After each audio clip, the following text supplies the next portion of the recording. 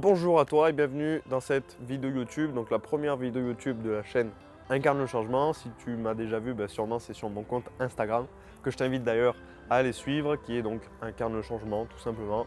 Dans cette vidéo, je vais essayer de répondre rapidement à une question qu'on m'a souvent posée, et également c'est un constat en salle, donc là où je travaille notamment, et là où je travaillais avant aussi, où j'avais cette question qui était: est-ce que je peux perdre des kilos de graisse en m'entraînant avec le Kawe ou alors grâce aux ceintures de sudation?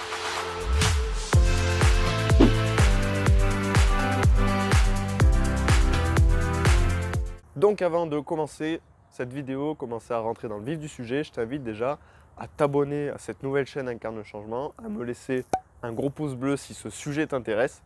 Et également, comme c'est ma première vidéo, j'aimerais que tu me dises en commentaire ce que tu en penses de ce principe-là, de répondre à des questions de manière assez rapide comme ça dans le jardin dès que ça me vient. Donc n'hésite pas à me faire tes retours, comme ça j'adapterai un peu les formats. Donc je vais faire une réponse très brève puisqu'il n'y a pas débat.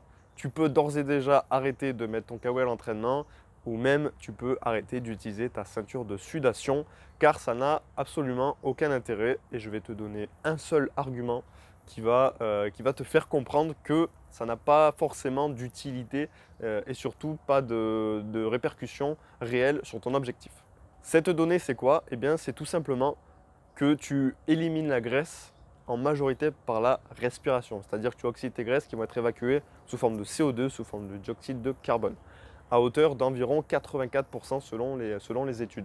Donc il nous reste seulement 16% qui vont être divisés avec les urines, avec les selles, avec les larmes et donc la transpiration. Donc tu comprends que c'est une part très très infime de tes graisses qui va être évacuée par la transpiration.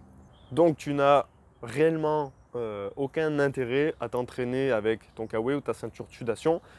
Forcément, sur le coup, tu vas perdre du poids parce que tu vas perdre de l'eau, tu vas te déshydrater. Donc sur la balance, à l'instant T, quand tu as fini par exemple ta course, ton elliptique, ton vélo, peu importe, oui, tu as perdu du poids, mais tu as perdu de l'eau.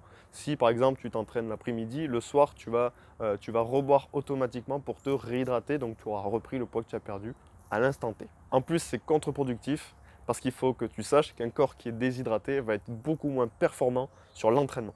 Donc voilà, c'était ma réponse assez rapide et brève à ceux qui me demandent et ceux qui se posent la question peut-être à la maison, tu te demandais si ça avait un intérêt de t'entraîner avec ton kawaii. Donc forcément, à part s'il pleut, oui, il y a un intérêt. Mais en tout cas, tu ne vas pas perdre plus de graisse si tu t'entraînes avec ces fameuses ceintures de sudation ou si tu t'entraînes avec un kawaii en salle. Donc voilà, j'espère que ce format te plaît. Encore une fois, pense à t'abonner à cette nouvelle chaîne Incarne le changement. Moi, je te fais des bisous, des poutous et je te dis à bientôt dans une prochaine vidéo. Bye bye.